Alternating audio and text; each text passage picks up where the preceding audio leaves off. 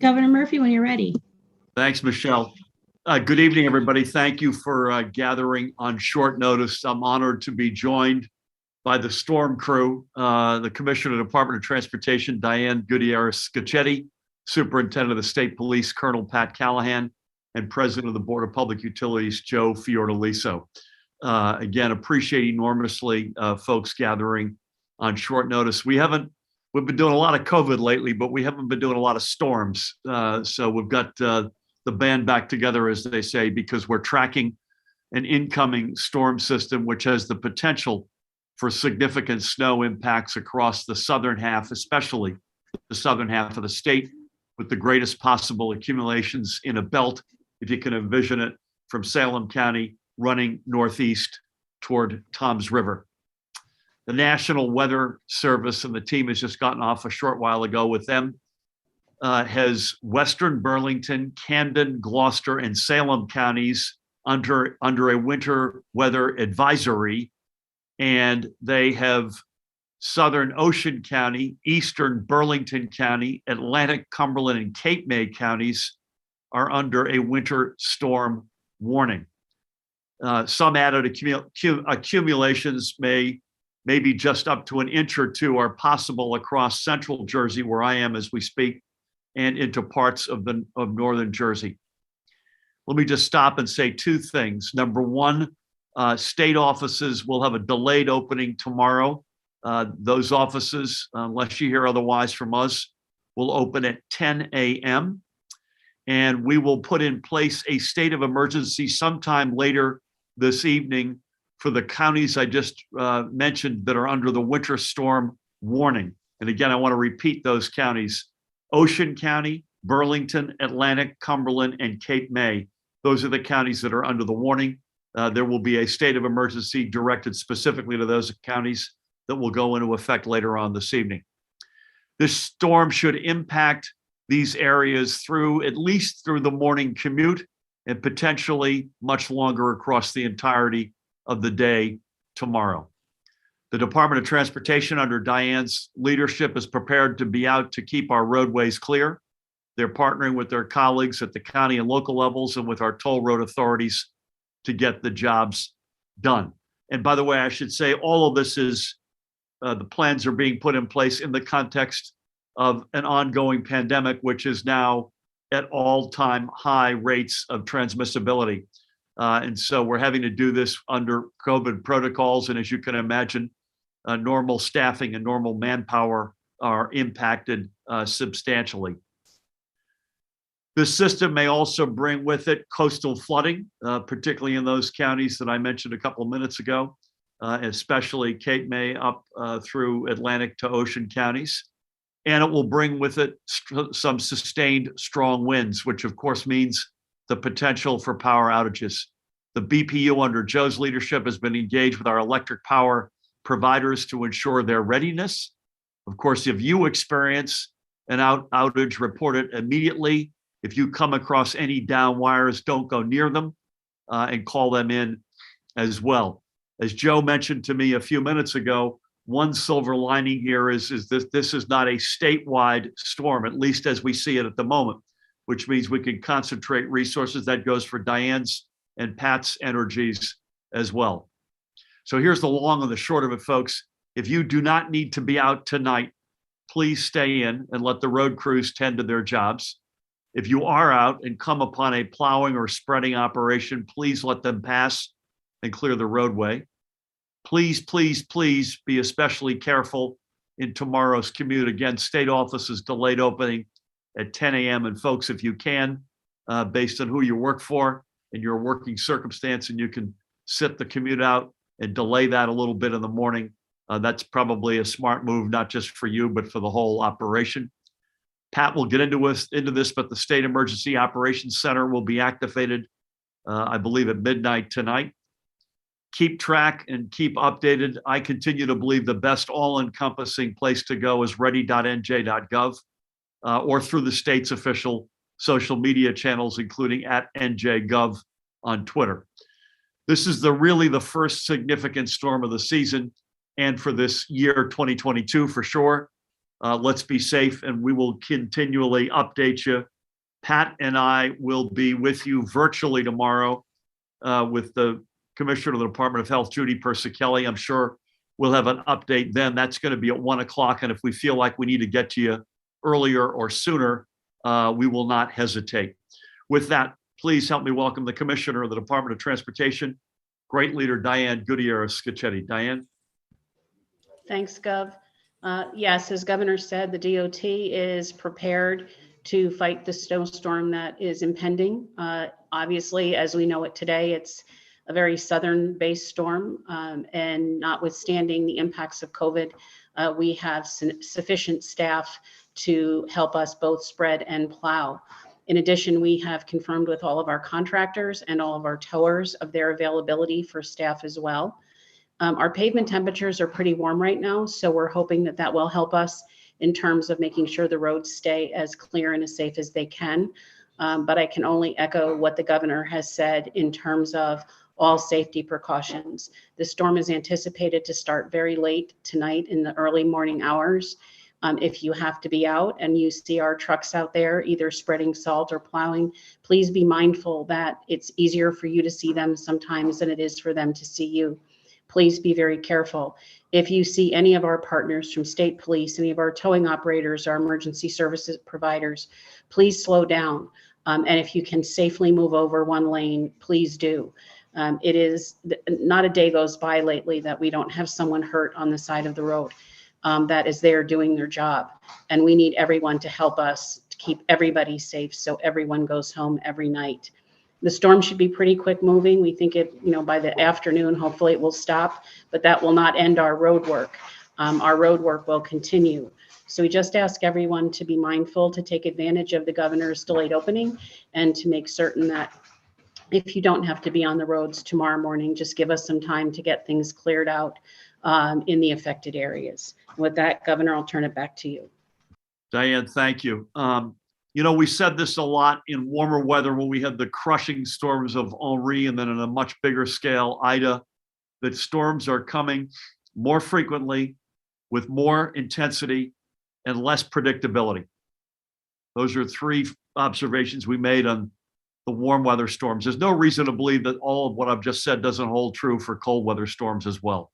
So we're giving it to you at 6 o'clock on Sunday night, January 2nd, 2022, as best as we can see it, as best as the National Weather Service can see it. But folks have to understand there's a lot more volatility with weather these days than there used to be. And so just don't get comfortable inside of parameters that you may think, or we may think we can predict. Don't get too close to the line, because the line moves, unfortunately, a lot of late in weather. Diane, thank you. With that, let's turn it over to Superintendent Colonel Pat Callahan. Pat, again, thank you for everything. Take it away. Thank you, Governor. Just from a state emergency management perspective, we did host a call this afternoon at 3 with all of our county OEM coordinators, as well as our state emergency management partners, DEP, DOT, BPU, Health. Obviously, we have some sites open around the state that recording in progress remain open. We will be, as you said, Governor, activating the SEOC, the State Emergency Operations Center, at midnight tonight, and be offering situational awareness throughout this storm. And I just, again, the uncertainty, there's that one area between Mercer, Middlesex, and Monmouth has some uncertainty to it. And to everybody's point so far, if you don't have to be out there, that's our ask, to not be out there. The fact that we're able to work from home and remotely is a key piece of this as well. So our troopers will certainly be out there. They're amongst that group that can't work from home, but we're certainly ready from an OEM perspective, and all 21 OEM coordinators are poised as well, Governor. Thank you. Pat, thank you. It's a rare snow-related storm, at least in our 4 years together, where the North and Northwest especially isn't in the crosshairs. At least that's our current sense. Is that accurate? That is correct. Yeah, that's as southern as a Warren County resident. I'm used to firing up the snowblower before anybody else, but 4 to 8 inches predicted across the South at a pretty high rate is, offers us all some concern. And that's why we don't take it lightly, and we want to make sure everybody's prepared. And again, if you don't have to be out there, certainly don't be out there. Our assets will be ready to go with snowmobiles and high water vehicles. But hopefully we don't have to deploy those, Governor. And Diane, from your perspective, this is much more a road reality, given you just don't have, if the storm hits in the counties we think it's going to hit, there just isn't a lot, unfortunately, is something we want to change, but there's not a lot of rail density in the southern part of the state in those counties. This is much more of a, even whether it's buses or cars, it's a road storm for you. It is, the river line will run through these counties, but at the end of the day, that's for us a little bit less impactful than making sure we can still deliver bus service. I've spoken with New Jersey Transit, and they feel confident that they will be they're at about 97% staffing, that they'll be able to continue bus service for those, especially our frontline workers who must go to work regardless of the weather. Yep. Well said. Thank you, Pat. Joe, you're backlit, which is appropriate given we're talking about power here. It feels like it's an Atlantic City Electric, JCP&L principally, and also some PSC&G in there as well. But those feel like the ones that are at the front of the line. Any color you've got, again, expecting winds, some coastal flooding, any more color you've got. Thanks for your leadership. Thank you, Governor. And I think you hit the nail on the head, and Pat also did when you said unpredictability. And I think that's one of the things that we're seeing as this event of climate change continues to evolve. And it's very, very difficult. And under your leadership and the fantastic work of Diane and Pat and their teams, we prepare for the worst, because there is unpredictability. And so we prepare for the worst, and hopefully that worst doesn't happen. But winds are always a problem in any storm. And we're not expecting severe wind gusts with this storm, according to the utilities that I've spoken to, because they too get forecasts on a regular basis, and so on. If it's a heavy snow and that heavy snow just accumulates on the lines, that could be a problem. But we have the advantage, as you mentioned, Governor, the fact that it's a localized storm. It's not a statewide storm. And that provides us the opportunity and I hate to use the word luxury, of really concentrating our efforts on the region that is being directly affected. And we're always used to the northern part of the state. Pat lives up even more north than I'm in Essex. So we're always expecting that area to be hit the hardest with these kind of storms. But this time it's the southern part. So I just want to assure everyone that the utilities are ready. And hopefully the amount of outages, the number of outages will be minimal. But if you do experience an outage, please let your utility know. They don't necessarily know that your particular home is without power. So please let them know that, so that they can move into action as quickly as possible.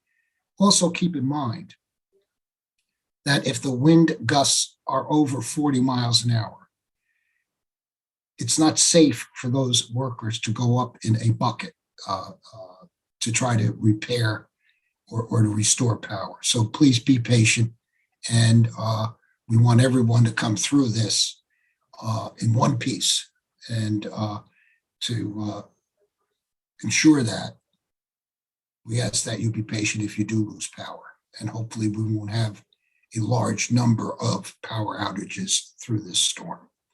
So thank you, Governor. I think that's probably the update we have here. Thank you, Joe. That last point's an important one. When I speak to the heads of these providers, as you do, I always say quickly and safely to restore power. We cannot put the women and men up in the air in 40 miles. It's an industry standard of 40 miles an hour. But I'll tell you, 35 or 38 miles an hour is pretty nasty as well. So just we all got to keep these folks in prayer. And by the way, the only person who lives north of Pat in New Jersey is Santa Claus. So he's about got the whole place, got the whole state covered there. With that, I want to thank Diane, Pat, and Joe, and maybe ask Michelle. We'll take time for a couple of questions. Let's keep them on topic. Pat and Judy and I will be together at 1 o'clock tomorrow. That can be free. It'll be virtual, but we can cover any topic you like. But tonight, let's keep this on topic if we can. Michelle, over to you, and thank you. Great. If any of the reporters have any on-topic questions, they just want to raise their hand and we will call on you. While Michelle is assessing that, again, I want to repeat, ready.nj.gov. State offices opening at 10 a.m. tomorrow morning, Monday, January 3rd. And state of emergency going into effect later this evening for Ocean, Burlington, Atlantic, Cumberland, and Cape May counties. We'll likely put a release out with exact timing on that state of emergency. And I should repeat one last comment. We haven't said it, but it's probably an obvious one. Another reason why we're getting to you tonight, tomorrow is one of the biggest back to work, back to school days of the entire year. Never mind that we're in a pandemic and there's a storm. So that's another reason why we wanted to get to folks tonight. Michelle, back to you. Anything? All right, Governor, it looks like you and the team covered everything and none of the reporters have any questions.